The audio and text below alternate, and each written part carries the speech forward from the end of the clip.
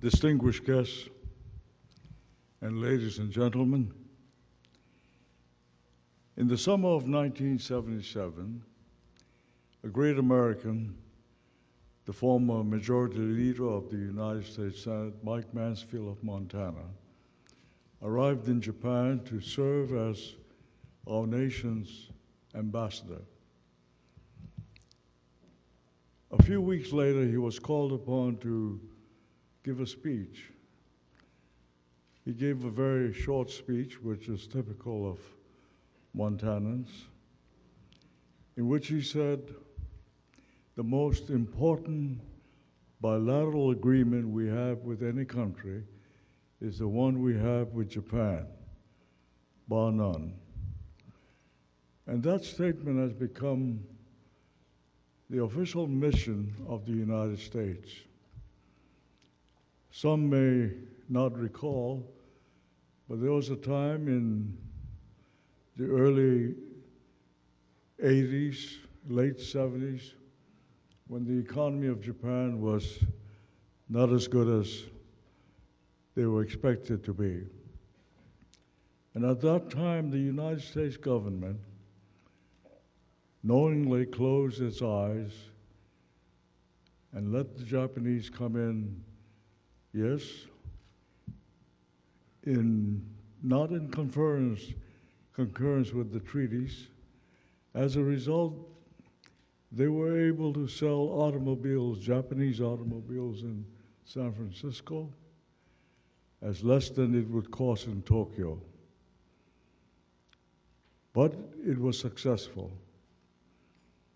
We have maintained military alliances.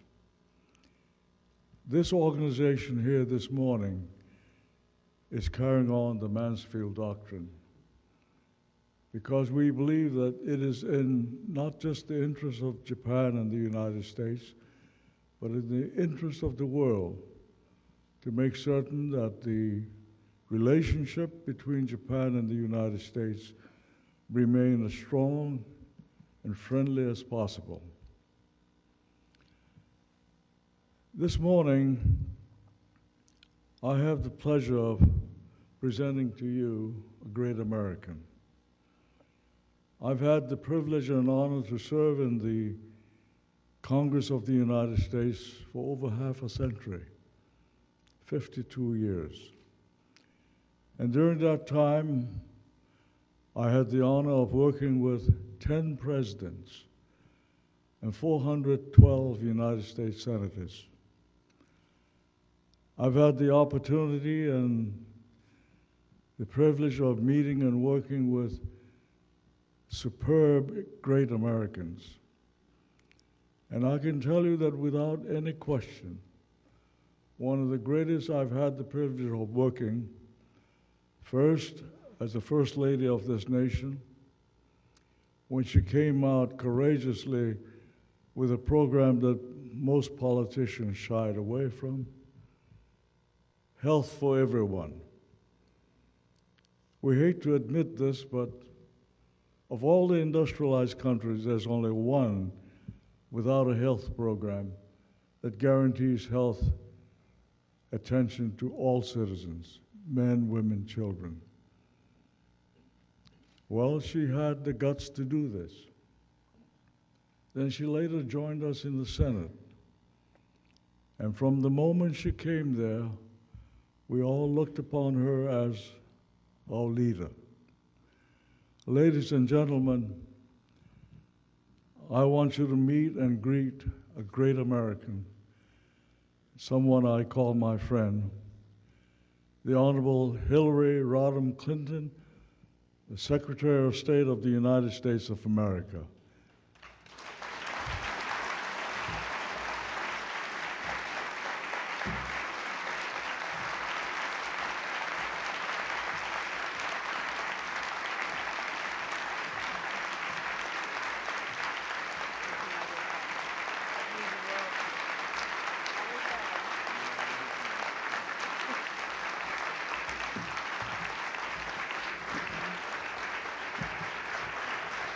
Good morning.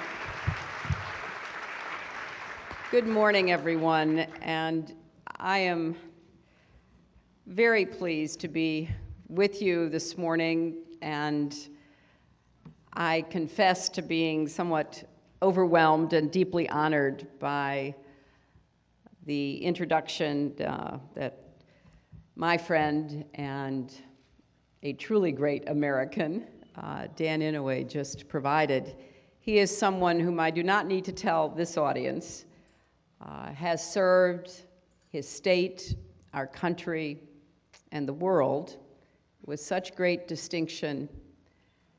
And he is always looking toward the future. What will make a difference in the lives of the men and women and the boys and girls that he serves? How to build stronger relationships between countries, how to keep your eye on what will matter tomorrow, not just what the argument of today might be. So it has been just the honor of a lifetime to know him, to serve with him, and to continue to have the great opportunity of working with him in my new capacity.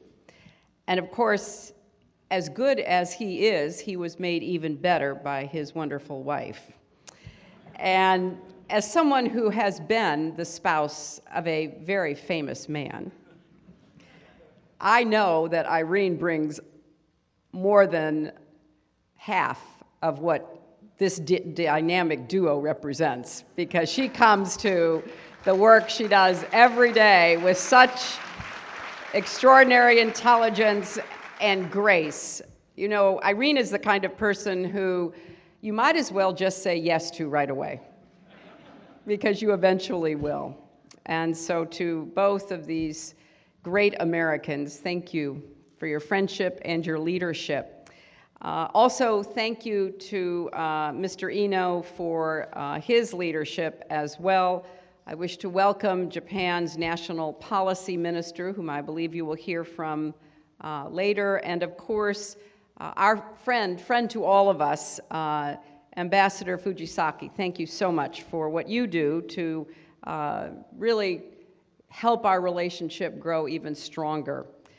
And we celebrate this extraordinary friendship, which, as Dan said, for many decades now has been such a significant strategic relationship, but more than that, a cornerstone of America's involvement in the Pacific, a partner in so many common endeavors to try to increase prosperity, pursue peace, and provide a better future.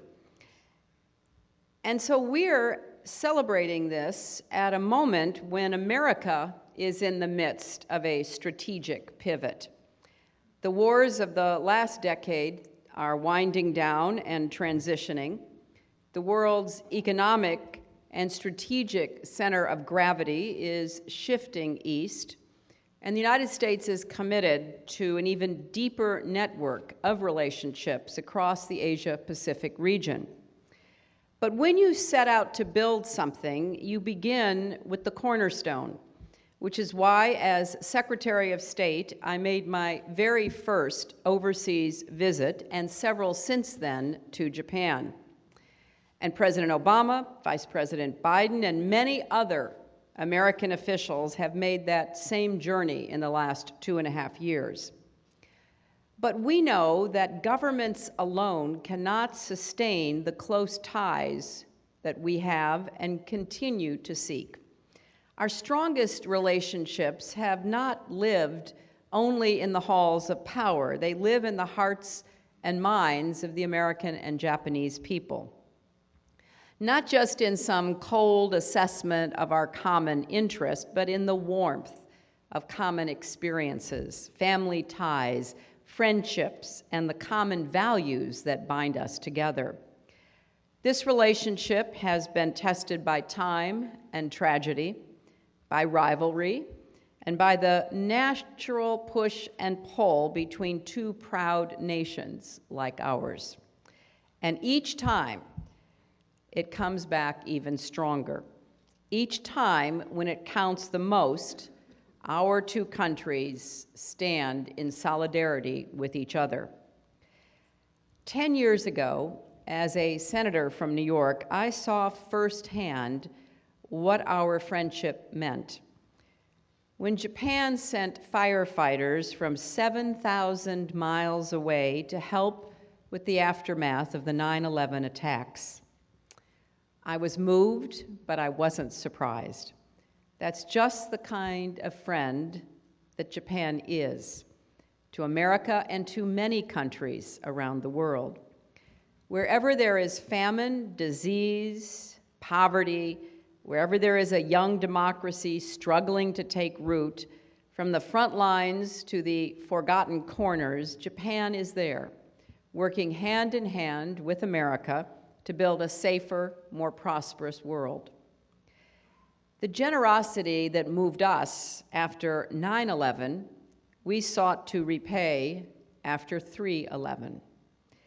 After Japan's earthquake and tsunami, our governments launched the largest joint military operation in our history. More than 20,000 Americans from our military and other agencies took part in what we called Operation Tomodachi. Now, this was more than just a search and recovery mission. This was a demonstration of our deep ties because, as you know so well, Tomodachi means friend, and that's what we want it to be.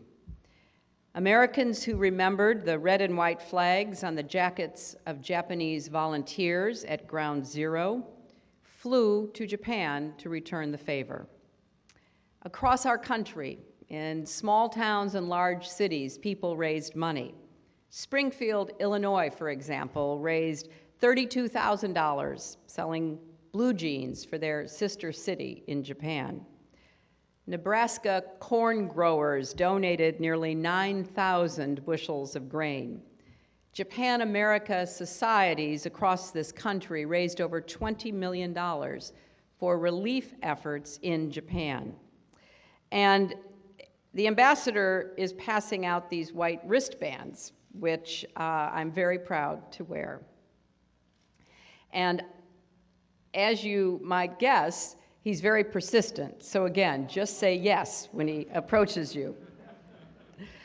The joint public-private partnership for reconstruction, which our governments launched in July during my visit with the U.S. Chamber of Commerce and Keidanran, is bringing together policymakers and business leaders to galvanize Japan's economic recovery.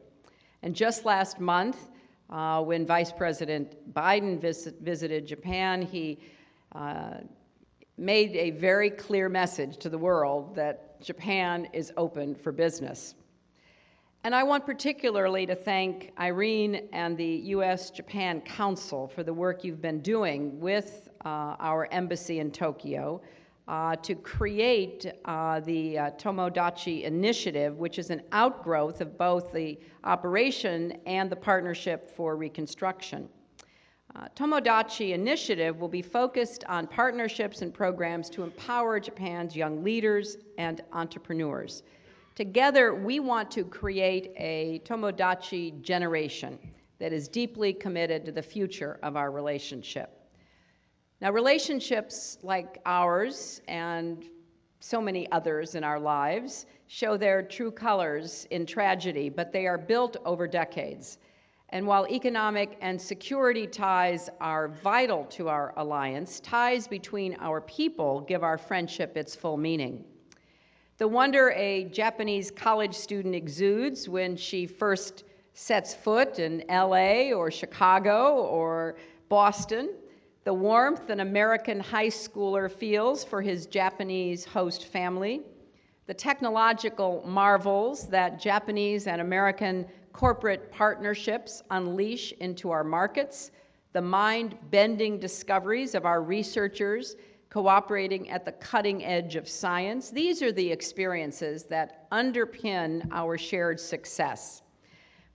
For all the fundamentals that are already in place, however, we cannot rest We have to keep building and looking for new opportunities. And we do that issue by issue and person by person. And I must say that for us in the State Department, few opportunities deliver the lifelong impressions and friendships as sending our young people to each other's country to learn languages and cultures. And we are committed to ensuring that even more young people have that opportunity. More than 35,000 people have participated in exchange programs sponsored by our two governments, programs like the Fulbright and the Japan Exchange and Teaching Program, known as JET. More than 750 officials have taken part in government exchanges, and nearly 4,000 Japanese professionals have taken part in the International Visitor Leadership Program, including 4 prime ministers, a Nobel laureate, a best-selling author, and many thousands more. The simple truth is that these exchanges attract remarkable people and give them a global perspective. Japan's first ever female defense minister, you knew I'd have to get that in, is an alumna of the U.S. International Visitor Leadership Program. And no less than 4 Nobel laureates from Japan are also Fulbright alums, and the CEO of Rakuten, whom I just met, who will be speaking from this very podium today, is a Harvard graduate. So although these ties have already benefited both of our nations, they are not self-sustaining. We have to continue to invest in them. And I'm a little concerned, which is why I wanted to raise this with all of you. As recently as 1997, Japan sent more students than any other country in the world to study in America. Today, Japan ranks 6th. In the last 14 years, the number of Japanese students studying in America has dropped by almost 50%. And we are committed to doing whatever it takes to try to reverse this trend. So we are redoubling our efforts to connect Japanese youth with American universities. We're establishing new educational USA advising centers throughout Japan to explain to Japanese students how to win admission and financial assistance. We are working to remind a new generation of Japanese business leaders how valuable it is to have employees who know both of our cultures. And we are mobilizing Americans in the JET network to convince more students to study in America. And in a tough budget environment, we are fighting to maintain the funding for our flagship programs, including the Fulbright program, which will send 100 talented Japanese and Americans to learn each other's cultures in 2012. We are providing scholarships to the American Field Service and other organizations so that students from the prefectures hardest hit by the tsunami can spend part of next summer in America. And we are encouraging more Americans to study abroad in Japan. And we're pleased that this number rose to more than 5,700 this past year. Now, we have seen how generations who study and live together give life to our alliance. We have seen how foreign visitors and overseas travel, with all of its challenges in today's world, builds character and perspective. And it is inspiring to see what happens when our cultures do mix. Just last month, I met a group of Japanese Little League baseball and softball players at the State Department. They were here through the US-Japan Sport Visitor Exchange Program. It will not surprise you to hear that our sports exchange programs are our most popular exchange programs. And you should have seen the kids' eyes light up as they met Cal Ripken Jr., who was 4 times the size of anyone else in the room. He hosted them in America, and he will be giving youth baseball clinics across Japan next month. All of the kids who were there that day came from the areas hardest hit by the tsunami. And it was just a pure emotional high to see them in our country, some of whom had lost family members, whose schools no longer existed, but who were just resilient and resourceful and determined to move with confidence into the future. The American people are proud to count Japan among our closest friends. I recently heard the story of an Alaskan named Monty Dixon, who taught English at Yonisaki Elementary School as part of the JET program. While in Japan, Monty came to love Japanese poetry. And on the morning of March 11th, he had translated a poem by Chiba Rotaro into English. And it read, "There's nothing as beautiful as dedicating one's life for a cause." And just a few hours after writing those words, Monty Dixon was swept away in the tsunami. In fact, both of the Americans who died that day, Monty and Taylor Anderson, were teachers in the JET program. Their lives and their cause are part of the fabric of the friendship that we now share. The Dixons, the Andersons, and the entire extended family of JET alumni have been working to help the communities that both Monty and Taylor lived in and grew to love. So we believe that building this relationship is not only strategic, not only economic, not only political, we believe it is a noble cause. And it's one that we are absolutely committed to. The US-Japan alliance is the cornerstone of a system in the Asia-Pacific that has underwritten peace, stability, and prosperity for decades.